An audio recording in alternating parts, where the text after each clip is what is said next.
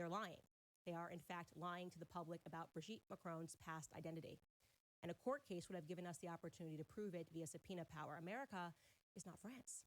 And the state of Tennessee sure as hell isn't Paris. So let me tell you why this story matters worldwide, okay? Because this is not just something that impacts Europe. It has international implications. For example, the unprecedented raid on Donald Trump's residence at Mar-a-Lago over documents that he had taken from the White House. You guys remember that, right? Remind you guys of the infamous Summer Olympics of 2024. Yeah, just last year, where the entire world watched as drag queens carried the Olympic torch and performed the opening ceremony. The Macrons, in my view, explicitly lied in their legal letter to me when they said that it was not mimicking the Last Supper. They said it was not satanic. Okay, here it is. Here is a parking aside the fact that even if you believed that Brigitte Macron was a woman, and I'm telling you she isn't, and you won't believe that by the time that we're done with this series, you would have to accept that her love story with Emmanuel Macron is completely unpalatable, okay? It begins when she was a 39-year-old drama teacher at La Providence School, and she saw a 14-year-old boy, Emmanuel Macron, perform in a play, and that was it. That just completely swept her off her feet. Okay, apparently a love story for the ages. By the way, that was one of many first red flags for me. A 14-year-old boy and a 39-year-old woman? I'm sorry, this is not a thing, okay? I'm 35. Do you know what a 14-year-old boy looks like? Boys don't even complete puberty until they're about 16 years old. There's nothing manly, nothing attractive. They look like children. That's what they look like. They look like children. Boys mature at a slower pace than girls mature. Even when you hear the stories of a woman and they call her a cougar, they don't go after 14-year-old boys.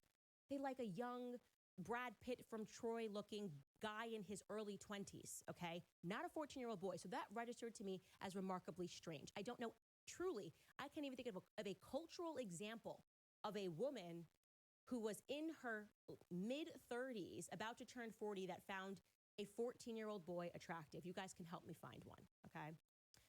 So once the couple moved into Élysée Palace, that's the French White House, weird scandals began to follow them. For example, for whatever reason, it became known to the public that Brigitte Macron, who fancies herself something of a designer, wanted to install an erect penis with golden balls to become the new spire for the Notre Dame Cathedral.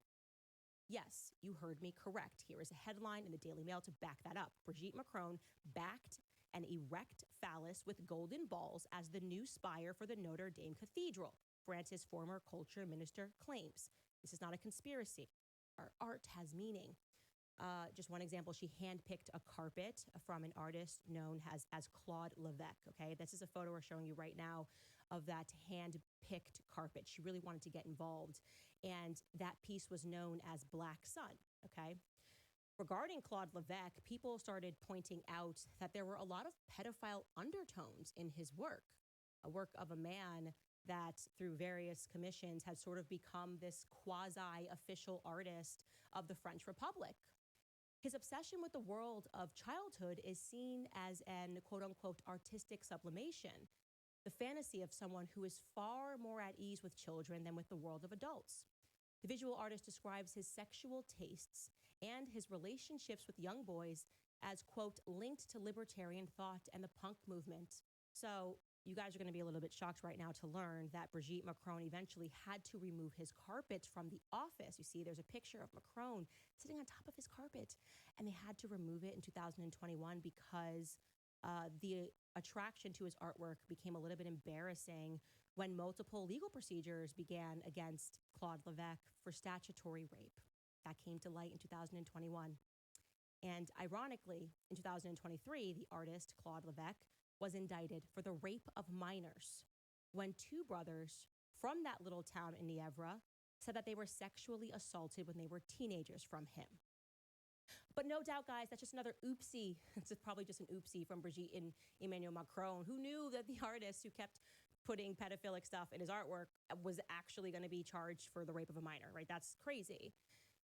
I should mention to you now, by the way, that Emmanuel Macron, who was at first inaugurated in May of 2017, had his presidential portrait done. Okay, that's it. and chose an interesting book to include in the background. A book by an author known as André Gide, a self-admitted pederast. Emmanuel Macron has never hidden his affection for André Gide. He has spoken about it multiple times, okay? He even once gave an interview to a literary critic, Jerome Garcin, and Macron said this. He said, and I quote, "Gide shows me the path that leads from the cerebral to overflowing sensuality." Okay. Now, you see, there was just one journalist that I could find that had the courage to aggressively call out the book choice of the president in his portrait, and that journalist's name is Helene Deveque, okay? Here's what she said. I'm going to pull up her quotation here. She said, "André Gide? To say what? Clumsiness and error are inconceivable in a setting crafted to remain in the historic iconography of the country.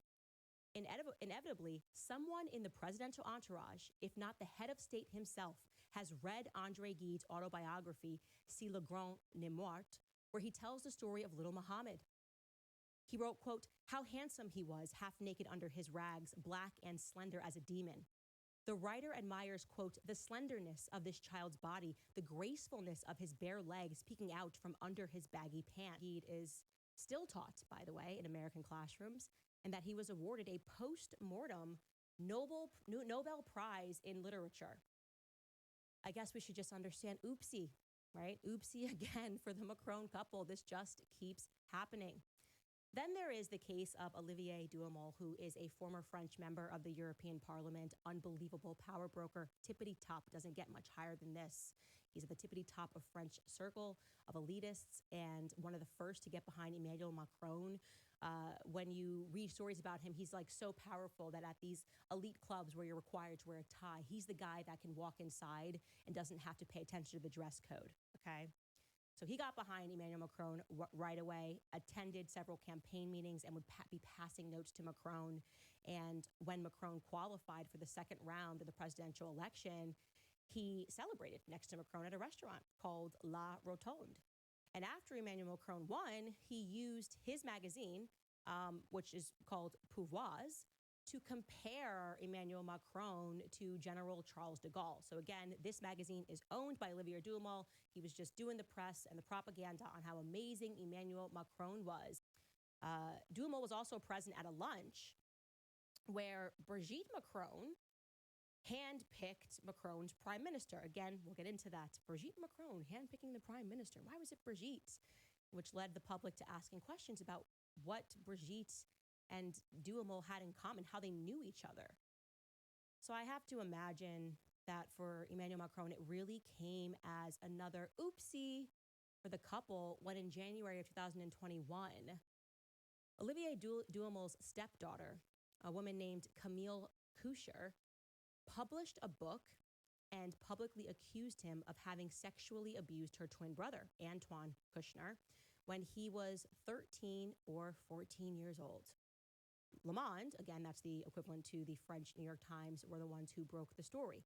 Now, according to Camille's book, which was entitled in English, The Big Family, La Famille Grande, the rapes took place at Olivier Duhamel's summer residences, one called Mas de Genèse d'Or in Sonnery-sur-Mer, forgive me for this terrible French, where apparently generations of the Duhamel clan had entertained basically the cream of the crop of the French intelligentsia, whose morals were now being exposed publicly by her.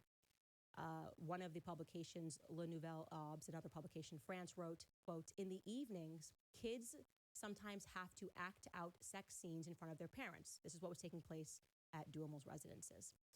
They go on to write, one evening, the teenagers are asked to tell how they lost their virginity. On another, mothers dress their 12-year-old daughters in provocative outfits, smear them with lipstick, and send them off to dance with men that are 30 years older.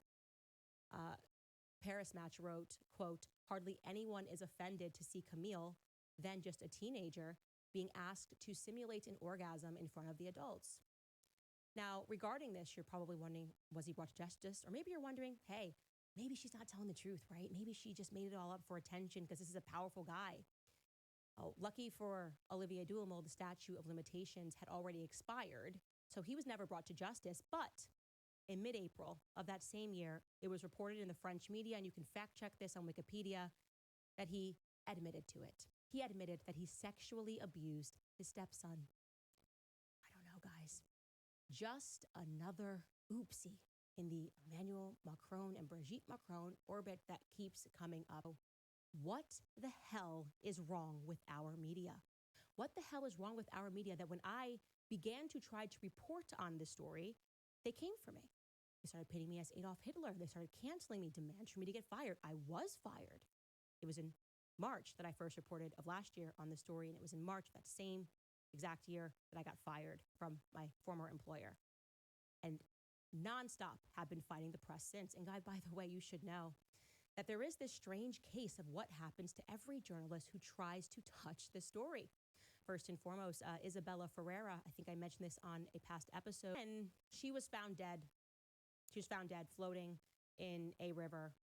And her friends said that she didn't kill herself, but the media said she most definitely did, that she must have slipped and fell after she took a lot of pills. So that kind of stuff happens, I guess. Then there is Natasha Ray, who the media has been lying on, attempting to ruin her entire life. She has cancer. She was an independent journalist. This is the one that Brigitte Macron notoriously sued. And similarly to what they sent him a letter, was not over the substance of the claim that Brigitte Macron was born a biological male, but rather pertaining to errors of misspeak when she spoke to Amandine Roy, who was similarly sued for invasion of privacy. Okay. And then there's one man still left standing, and that is Xavier Poussard.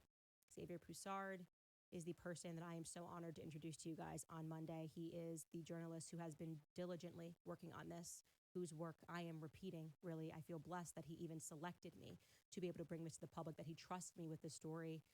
Xavier Poussard has been working on this for 8 years and has given up everything, including his home country of residence, because, well, how did they come after Xavier Poussard? They looked into his finances, found who was funding his publication, and decided that it would be a really good time to go through a 2-year audit.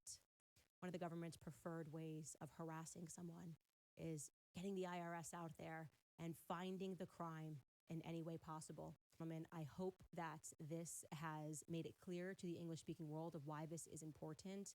I am telling you that all across the world, we are beginning to wake up to this, and I certainly won't be the person that backs down from this fight. I think younger generations, we are ready for the old guard to step aside and to allow there to be true light in this world. All right, guys, I'm going to read some of your comments. I do want to first tell you, obviously, regarding those DDoS attacks, I know some of you guys are not able to get into your accounts.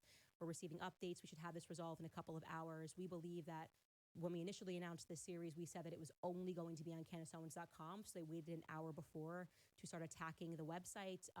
And we are going to fight back. We were able to see all of these DNS inquiries, a lot coming from France. And by the way, guys, if you want to support our work, I'm telling you, we are fully independent now. So please take a second to check out the new website. You can donate if you want to. You can sign up for a membership, which I hope you want to sign up for a membership and join our book club, all of these things that we have going on.